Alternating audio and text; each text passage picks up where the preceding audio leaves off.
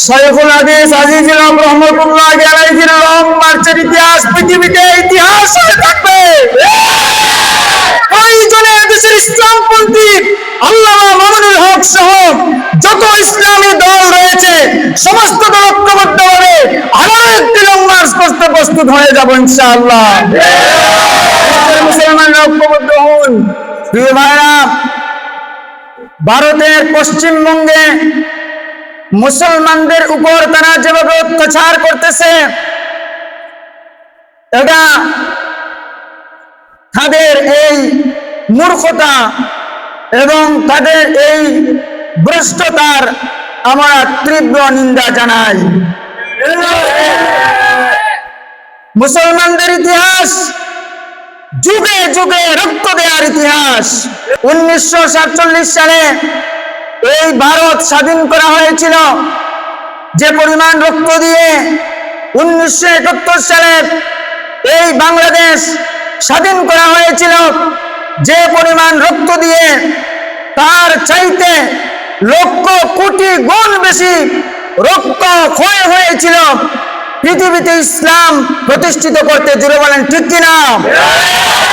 1971 সালের স্বাধীনতাকে ধারণ করেন, 24 জুলাইয়ের স্বাধীনতাকে ধারণ করেন, আপনারা 1947 সালের স্বাধীনতাকে ধারণ করেন, বুক ফুলিয়ে 71-এর স্বাধীনতার ঘোষণা দেন, বুক ফুলিয়ে 24-এর স্বাধীনতা নিয়ে অহংকার করেন।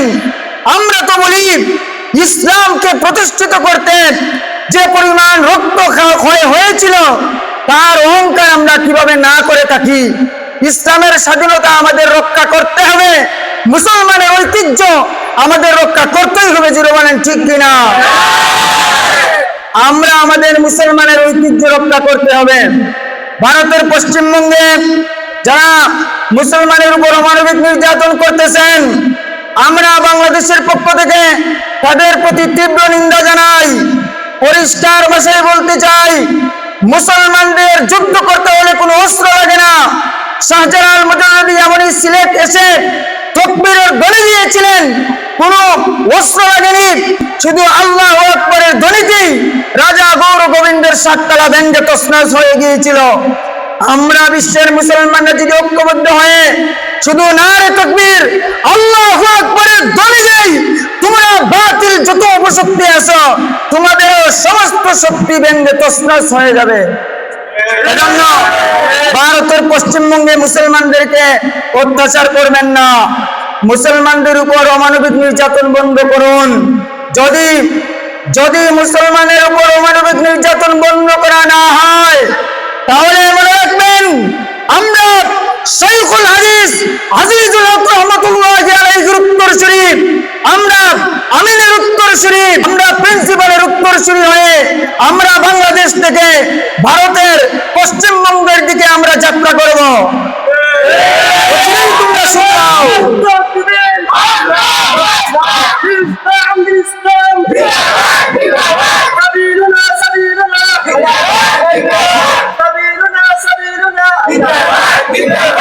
শাইখুল হাদিস আজিজুল হক রহমাতুল্লাহি আলাইহির লং মার্চের ইতিহাস পৃথিবীতে ইতিহাস হয়ে থাকবে। প্রয়োজনে দেশের ইসলামপন্থী আল্লামা মামুনুল হক সহ যত ইসলামী দল রয়েছে সমস্ত দল ঐক্যবদ্ধভাবে আরো একটি লং মার্চ করতে প্রস্তুত হয়ে যাব ইনশাআল্লাহ। মুসলমানরা ঐক্যবদ্ধ হন, বিশ্বের মুসলমানরা ঐক্যবদ্ধ হন। আল্লাহ আমাদেরকে ঐক্যবদ্ধ হওয়ার তৌফিক দান করেন। নাসরুম মিনাল্লাহি ওয়া ফাতহুন কারীম ওয়া বাশশিরিল মুমিনিন।